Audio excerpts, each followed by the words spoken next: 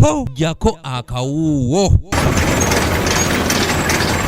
Oluvannyuma lw'olutindo olugatta disitulikiti y'e Kasese ku ginnaye y'e Rubirizi era nga luno lugatta ennyanja Edward wamu ne George okugyamu ebinnya wamu n'enjatika, abayise ebintu ebizitowa ssabbiiti ewedde bayimirizibwa okulukozesa era nga bano bakukulumira ekitongole kya UNURA okuvaayo okuluddaabiriza. Ntusaba nka gavumenti etuyambe tukolere olutindo ahabw'okugira ngu emirimu yetu yemerire, emotoka nizigwamu hakora jamu motoka zigwamu nizo tukamara kuya mu motoka endizo ninga bali tuyambi ne bajja ne bakatutereereza kubanga kagenda keyongera kukola ki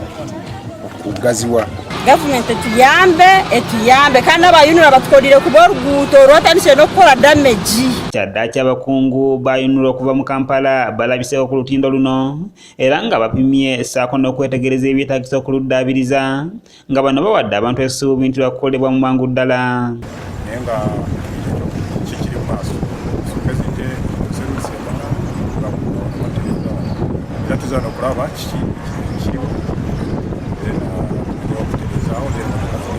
embeera enesigadde nga abasuubuzi bakozesa mmotoka ennene okuva mu Kampala okudda e Ishaka nga balina kwetooloola Mbalala so nga ezikozesa oluguudo oluva e Kasese okudda e Mbalala bo balina kukozesa Kasese Fort Portal Kamwenge Ibanda okutuuka e Mbalala okutuusa nga obuzibu buno bumaze okugonjoolwa. Nabaramba kirangu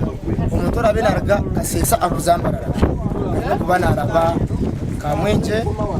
Ibanda azambalala ati nimbuuza twineka abasabaze ndio wa taxi twineka abasabaze okuba narga nkishaka akuza gundi bwera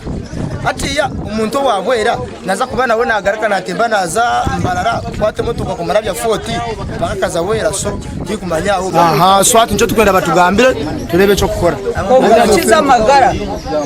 okukiza amagara kugira ngo rutindo barukore eto cyaguna ahabwo kugira ngo abantu bona nkaba bona bagomu rutindo nobwe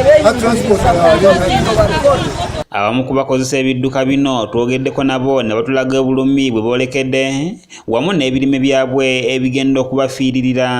olw'olutindo bagire ngu tumale esande mukaaga na esande mushanzu atakorabaho motoka ya 5 n'okuza oruguru nkiza kurengu nkiza kukora kubi munonga okuba 5 bakari akatipa kace akenyanya ak'obutunguru aka watermelon ebi n'ebintu ebitakubasa kugira ngo wabibika ku marezo weeks zone tali kisembye nganzi wakati fe tuvuga semiti onwayima kati polisi ebongo gena ngimbalala wano okwetoleka Kamwenge kiba kikositinga nnyo kuba kyensubira ati bakama ffe bayinza obutabongera mu ssente eno wenaffe kuba kati oli bwaba mpadde mileage nga wembalala aina ngamba netolole nzire Kamwenge nganziramba tajja kunyongera naye ate kilomita zeeyongeramu. Bano nno beemulugunyiza ku ssabbiiti omukaaga ezibasuubiziddwa okukoleramu omulimu guno nga bwe ziri ennyingi ne basaba nti babateerewo amagezi gonna agayinza okugira nga gabayambako mu kiseera kino. Ninsabe ngu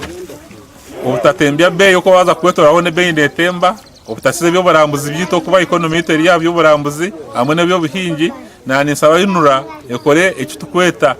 emergency repair ebanze yataho mangu ebyo bipire kuba biri ahansi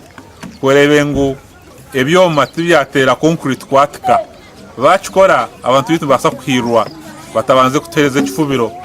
kya weeks mukaaga emotoka zitakorabaho kureke kidashaba kugira ngo amagara gitu kabeho n'abantu bona b'Abanyarwanda okutora Kamwenge nangwa n'ahandi atari Gatunguru kugira ngo bakore urutindo rw'itu wenda bakibonije kugira ngo tuture Kamwenge batata amagara g'abantu benshi. Robert Kule yakusakidde eggulire lino okulwa ABS Television.